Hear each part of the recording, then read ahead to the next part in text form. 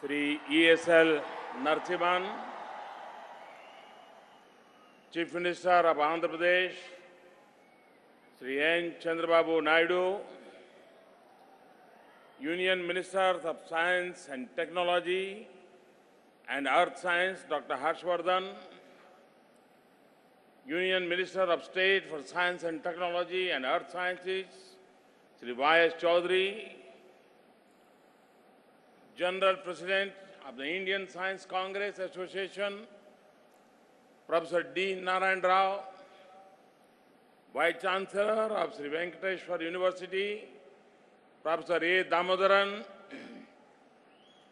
distinguished delegates, ladies and gentlemen, I am delighted to begin the new year with distinguished scientists from home and abroad in the holy city of Tirupati.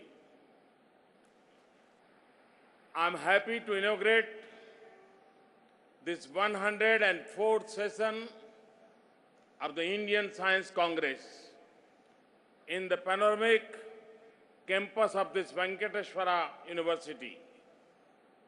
And I appreciate the Indian Science Congress Association for choosing an appropriate theme, science and technology for national development for this year's session. Distinguished delegates, the nation will always be grateful to the scientists who have worked tirelessly to empower our society by their vision, labor, and leadership. In November 2016, the country lost one such eminent scientist and institutional builder, Dr. M.G.K. Menon. I join you in paying tribute to him. Distinguished delegates, the speed and scale of changes we encounter today are unprecedented. How are we going to respond to these changes and challenges that we do not even know could arise? It is a deep-rooted curiosity, scientific tradition, which allows quick adaptation to new realities. Tomorrow's experts will come from investments we make today in our people and infrastructure. My government is committed to supporting different streams of scientific knowledge, ranging from fundamental science to applied science, with emphasis on innovations. Distinguished delegates, in the last two sessions of the Science Congress, I presented before you several key challenges and opportunities for the nation. Some of these important challenges are in the key sector of clean water and energy, food and environment, climate security, and healthcare. We equally need to keep an eye on the rise of disruptive technologies and be prepared to leverage them for growth. We need to clearly assess the challenges and opportunities for our technology readiness and competitiveness.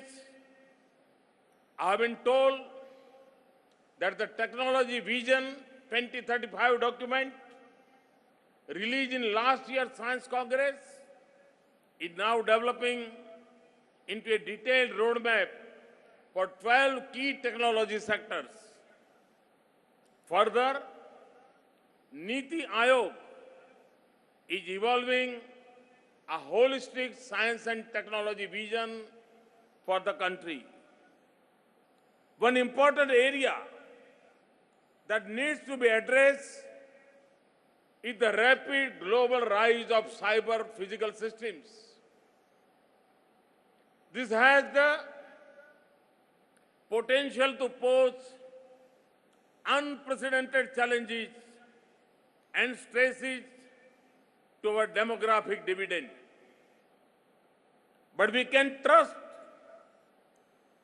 into a huge opportunity by research, training, and skilling in robotics, artificial intelligence, digital manufacturing, big data analysis, deep learning, quantum communication, and Internet of Things.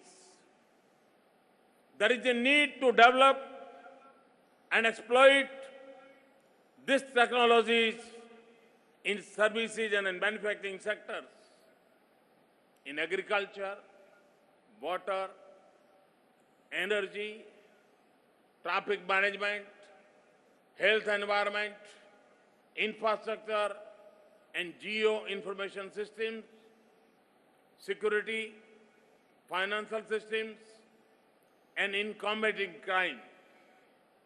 We need to develop an inter-ministerial national mission in the cyber physical systems to secure our future by creation of basic R&D infrastructure, manpower, and skills. Distinguished ladies and gentlemen, the oceans that surround the Indian peninsula have over 1,300 of our islands. They also give us a 7,500 kilometer coastline and 2.4 million square kilometers of exclusive economic zone. They contain enormous opportunities in energy, food, medicine, and a host of other natural resources. The ocean economy could be a significant dimension of our sustainable future. I am told that the Ministry of Earth Sciences is working to launch a deep ocean mission to explore, understand, and harness these resources in a responsible way. This could be a transformative step for the prosperity and security of the nation. Distinguished delegates, our base science and technology institutions should further strengthen their basic research in line with leading global standards. Translating this basic knowledge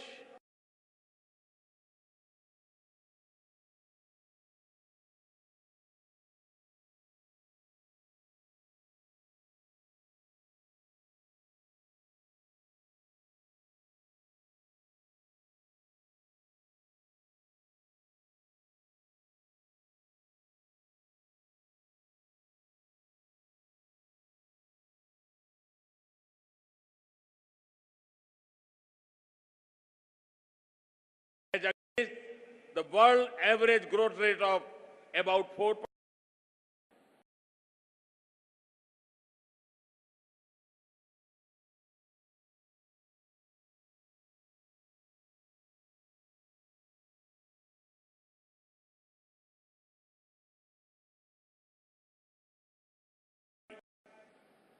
By 2030, India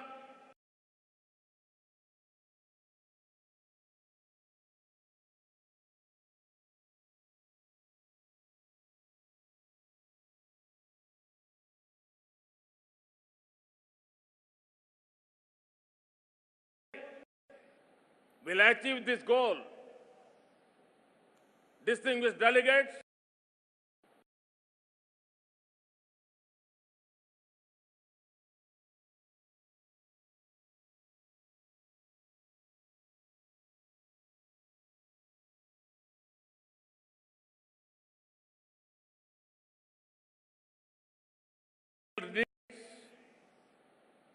we must address the problems of urban-rural divide and work.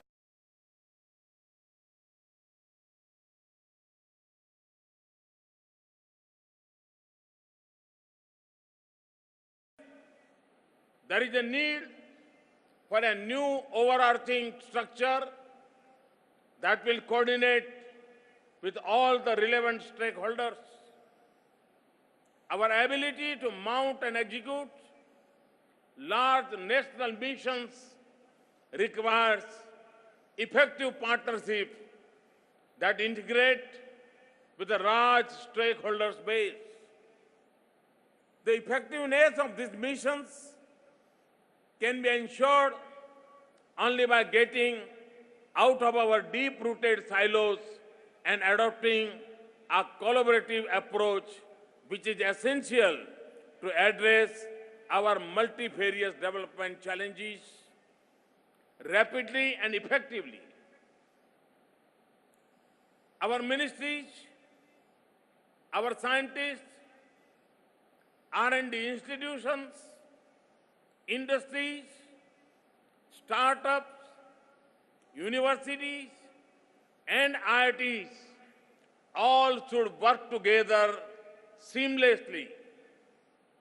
In particular, our infrastructure and socio-economic ministries must make appropriate use of science and technology. Our institution could consider inviting outstanding scientists from abroad, including NRIs, for long-term research associations. We should involve foreign and NRI PhD students in postdoctoral research in our projects. Another empowering factor for scientific delivery is the ease of doing science. If we want science to deliver, we must not constrain building a strong science and technology infrastructure that is accessible to academia, startups, industry, and R&D labs is a priority for the government. We need to address the problems of ease of access, maintenance, redundancy, and duplication of expensive equipment in our scientific institutions. The need of establishing professionally managed large regional centers in PPP model housing high-value scientific equipment should be examined. On the lines of corporate social responsibility, the concept of scientific social responsibility needs to be introduced to connect our leading institutions to all stakeholders, including schools and colleges. We must create an environment for sharing of ideas and resources. The brightest and best in every corner of India should have the opportunity to excel in science. This will ensure that our youth get high-end training exposure to the best of science and technology to make them job-ready in a competitive world. To this end, I would exhort the national laboratories to connect with schools and colleges to develop appropriate training programs. This will also help with the effective use and maintenance of our vast scientific and technological infrastructure. Laboratories, research institutions, and universities in each major city region should be interlinked to function on a hub and spoke model. The hubs will share major infrastructure, drive our national science missions, and be the engines that link discovery to applications. College teachers with background in research can be connected to the neighboring universities and R&D institutions. Outreach activities from the institutions of eminence to schools, colleges, and polytechnics will activate the latent science and technology manpower from the educational institutions in your neighborhoods. Distinguished delegates, seeding the power of ideas and innovation in school children will broaden the base of our innovation pyramid and secure the future of our nation. As a step in this direction, Ministry of Science and Technology is initiating a program focused on students of classes 6 to 10. The program will scout, mentor, reward, and showcase 10 lakh top innovative ideas focused on local needs from 5 lakh schools. We must provide equal opportunities to the girl child to enroll and excel in the underrepresented disciplines of science and engineering and ensure continued participation of trained women scientists in nation building.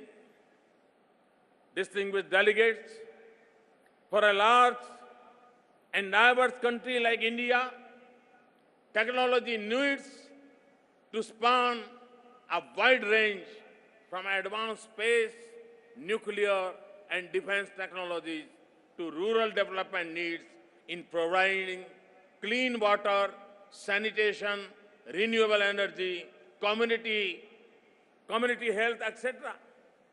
While we excel globally, we also need to develop local solutions that fit our unique context. There is a need to develop appropriate micro-industry models for the rural areas that use local resources and skills to meet the local needs and generate local enterprise and employment. For example, we should develop a host of technologies based on efficient co-generation for clusters of villages and semi-urban areas. This technology should aim to convert agri and bio-waste to satisfy multiple needs of electricity, clean water, crop processing, and cold storage. Distinguished delegates, the role of science in planning, decision-making, and governance has never been more important.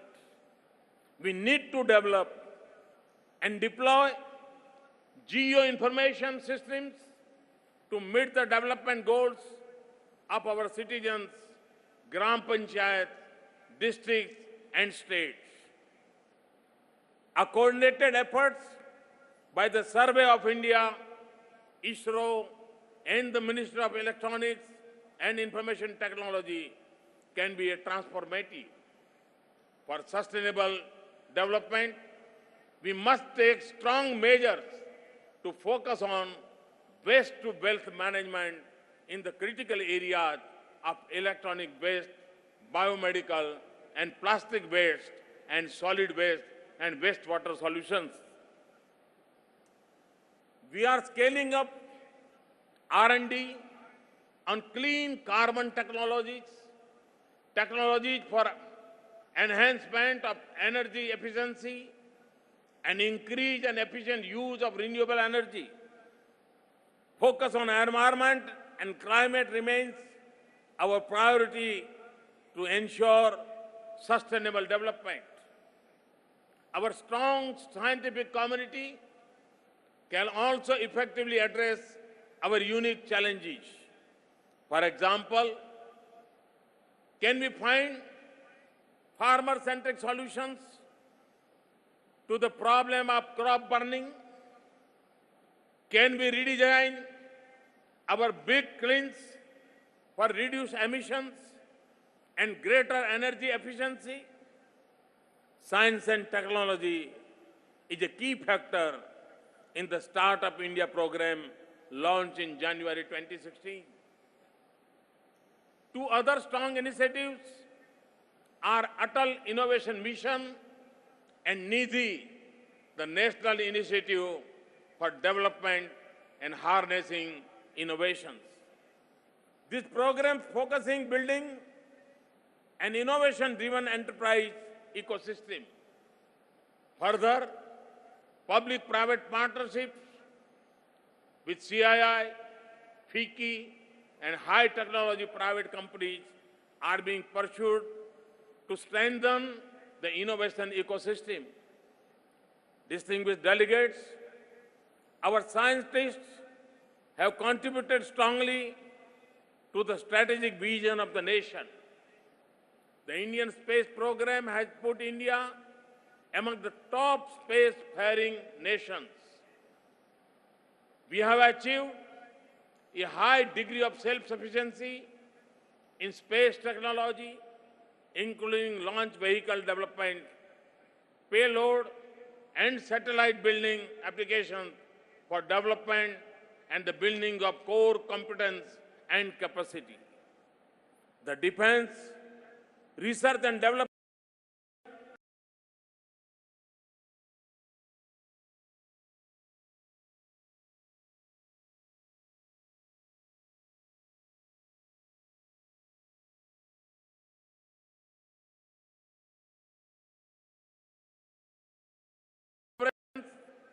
based on the principles of mutuality, parity,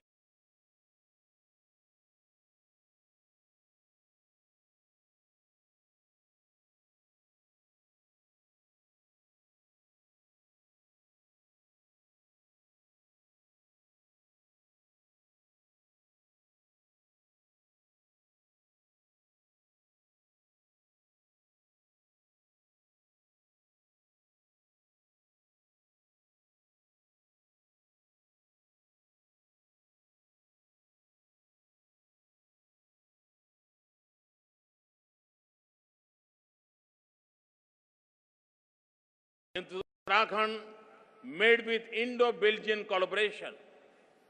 Recently, we approved the LEGO project with USA to construct a state-of-the-art detector system in India.